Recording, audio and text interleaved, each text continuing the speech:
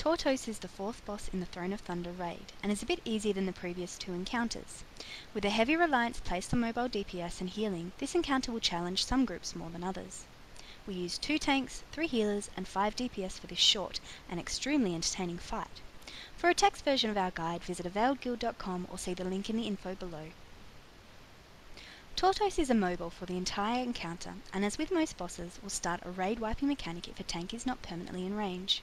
This should be no problem as there isn't a stacking debuff to force a tank swap. What he does provide are massive 600,000 hits on the current tank, but with a cast time and physical damage, a single tank should find themselves able to handle this no problem. 30 seconds into the fight and every 45 seconds thereafter, Tortos will cast Quake Stomp, dealing 65% of each player's maximum health in damage and causing several stalactites to fall from the ceiling. These deal 350k damage to anyone caught in their graphic and 60k damage to anyone within 20 yards. Because of the high damage taken from the stomp and the sheer number of stalactites afterwards, healers will find cooldown usage to be essential to topping up the raid. Stalactites will also fall sporadically throughout the fight, though avoiding them is incredibly simple. Starting 40 seconds after you pull and continuing for every 40 seconds after, Tortos will spawn vampiric cave bats. These adds deal mild damage to a tank, though they'll quickly head for a healer and wipe them out in seconds if not picked up. Since they start from the ceiling and the Z-axis is in effect, tanks will need to be extra careful to try not to grab them too soon, and end up being outrun by their still out of range bats. Misdirects alleviate this annoying mechanic a great deal. These bats will heal themselves up if they ever hit a target with less than 350k health. Healers will need to pay extra attention to keeping the ad tank topped up while the bats are being AoE'd down. This may not happen right away, however, as the world turtles you'll see here are the priority for all range damage dealers. These ads will spawn in packs of 3 starting 30 seconds into the fight and every minute thereafter. Slows help a great deal in dodging their spin, giving DPS more time to get them down. With 3.1 million health, multi-dotters are exceptionally powerful on this fight. Once nearly dead, world turtles become inactive and immune to damage. At this point, players may target the turtles and kick them with their extra action button.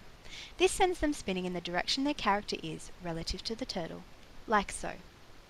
Which way you face is of no consequence, so the person in charge of kicking needs to be mindful of their position. This is not hard, however, because the boss is absolutely massive, and it will be a feat of strength to manage to miss him completely.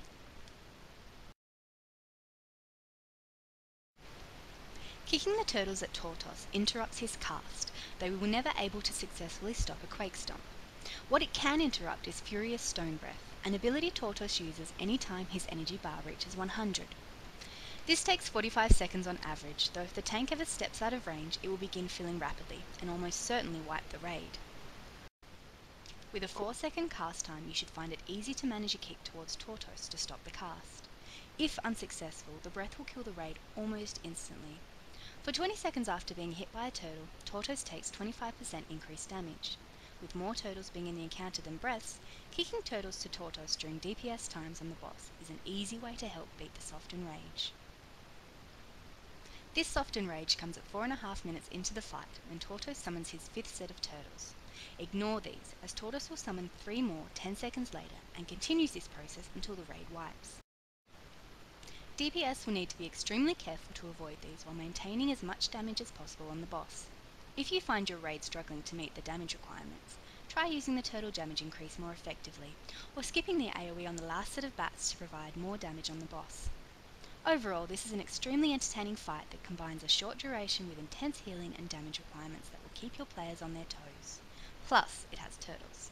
Good luck and check out availguild.com for more guides and info about the guild.